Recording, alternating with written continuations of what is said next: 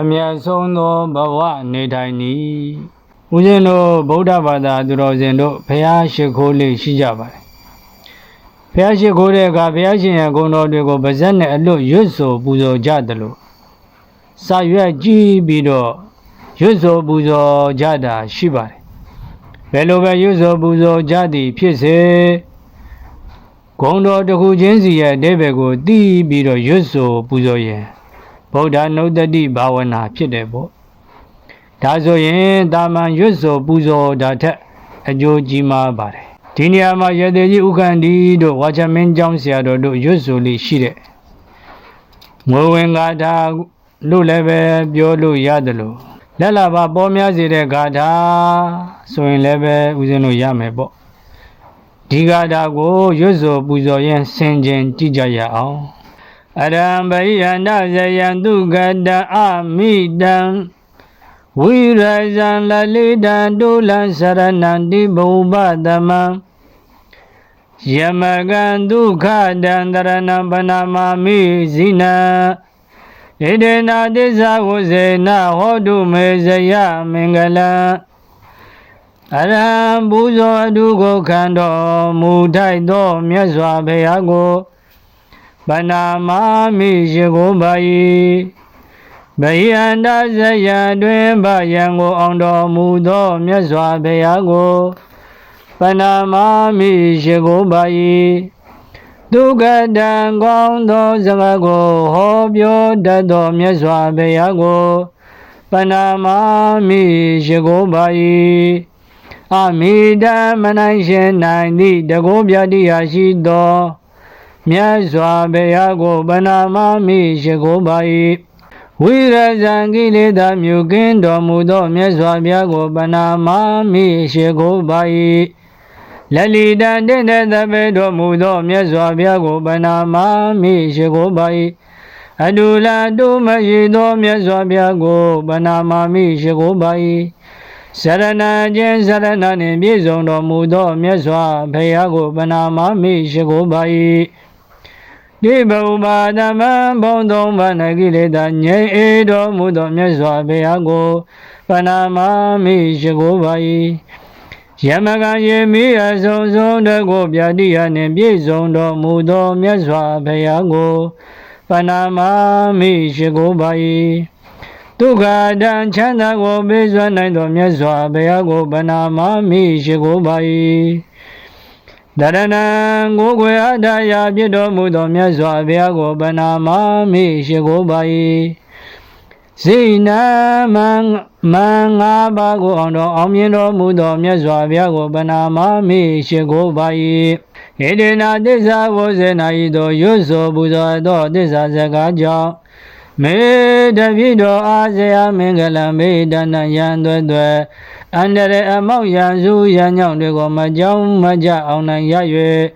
ဣဒ္ဓမင်္ဂလာပြပြနှင့်အောင်ရအောင်ကြောင်းအောင်စုမြတ်အပေါင်းသည်ဟောတုဖြစ်ပါစေတည်းမြတ်စွာဘုရားရဲ့ဂုဏ်တော်တွေဟာကိုးကွယ်ယုံကြည်မှုရွတ်ဆိုပူဇော်မှုတတ်မြတ်တာမဟုတ်ဘူးဦးဇင်းတို့ရဲ့နေ့စဉ်ဖြတ်တန်းနေရတဲ့အချိန်တွေမှာ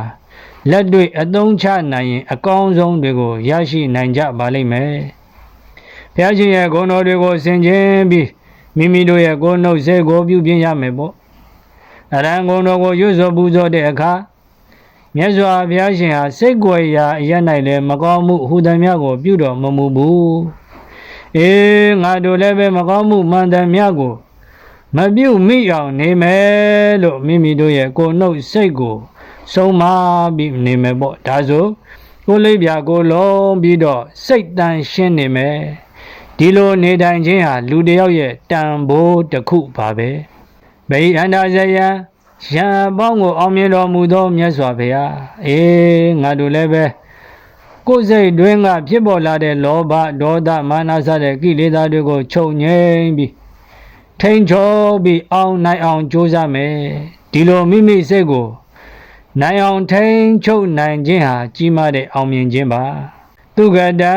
ကောင်းသောစကားမှန်ကန်သောစကားအကျိုးရှိသောစကားကိုသာဆိုတော်မူသောမြတ်စွာဘုရားငါတို့လည်းပဲ ကောင်းသောစကားမှန်ကန်သောစကားအကျိုးရှိသောစကားကိုပဲပြောဆိုမယ်ဆိုပြီးတော့မိမိတို့ရဲ့စိတ်နဲ့နှုတ်ကိုပြုပြင်ရမယ်အမိဓမ္မနိုင်ရှင်နိုင်သောတကုတ်ပြတရားရှိတော်မူသောမြတ်စွာဘုရားပါလားငါတို့လည်းသူတစ်ပါးနဲ့ရှင်းပြိုင်နေမယ်ဇာငါမှာကိုယ်ပိုင်အရေးချင်းတွေရှိတယ်လို့ယုံကြည်ပြီးဘဝကိုအကောင်းဆုံးဖြစ်အောင်တည်ဆောက်ရမယ်ပေါ့ဝိရဇံကိလေသာတို့မှာကင်းစင်တော်မူသောမြတ်စွာဘုရားငါတို့လည်းစိတ်ထဲမှာကိလေသာမျိုးတွေမဝင်လာအောင်တတိထားပြီးတော့စောင့်ရှောက်ပြီးတော့နေမယ်ဒီလိုမျိုးပေါ့နော်လက်လီတန်တင့်တယ်တော်မူသောမြတ်စွာဘုရားကအမတမတင့်တယ်တော်မူတယ်ငါတို့လည်းအတွင်းစိတ်ဓာတ်ဖြူစင်အောင်နေမယ်ဆိုရင်အပြင်ကအပြောဆိုအမူအရာတွေလည်းတိမ်မွေ့တင့်တယ်လာမယ်ပေါ့နော်ဒီလိုမျိုးအတုယူရမယ်အတုလာတုမရှိသောမြတ်စွာဘုရားကအတူတော်သူတစုံတယောက်မှမရှိဘူးငါတို့လည်းပဲကိုယ်ပိုင်ရည်တွေးတွေရှိတာပဲစိတ်ဓာတ်ကြနေမယ်စာကိုယ်ဘဝကိုအကောင်းဆုံးဖြစ်အောင်ကြိုးစားမယ်ပေါ့ဒီလိုမျိုးတွေဦးဇင်းတို့စိတ်ကိုပြင်ရမယ်စရဏအကျင့်စရဏနှင့်ပြည့်စုံတော်မူသောမြတ်စွာဘုရားဒီကုံတော်ကိုဦးဇင်းတို့ဆင်ခြင်လိုက်ပြီးဆိုရင်မိမိတို့အသိစိတ်ထဲမှာလည်းပဲငါတို့လည်းပဲအသိပညာနဲ့ပြည့်စုံယုံတယ်မကပဲ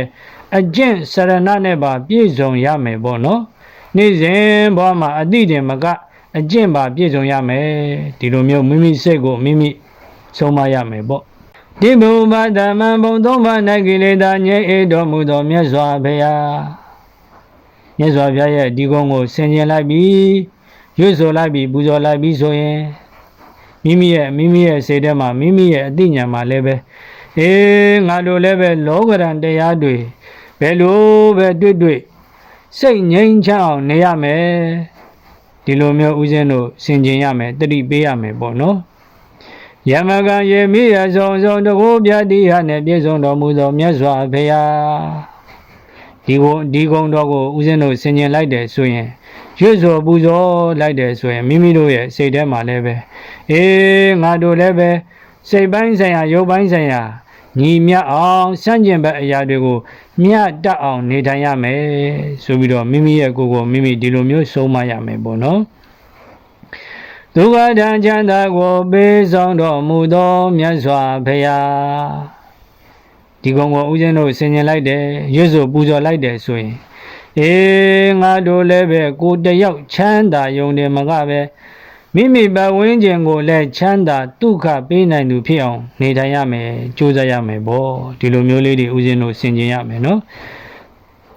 ဒရဏံကိုဝေအဒါယဖြစ်တော်မူသောမြတ်စွာဘုရားလို့ဒီလိုမျိုးဦးဇင်းတို့မြတ်စွာဘုရားရဲ့ဂုဏ်ကိုရွတ်ဆိုပူဇော်လိုက်တဲ့အခါမိမိကလည်းပဲအသိစိတ်ထဲမှာဆင်ခြင်ရ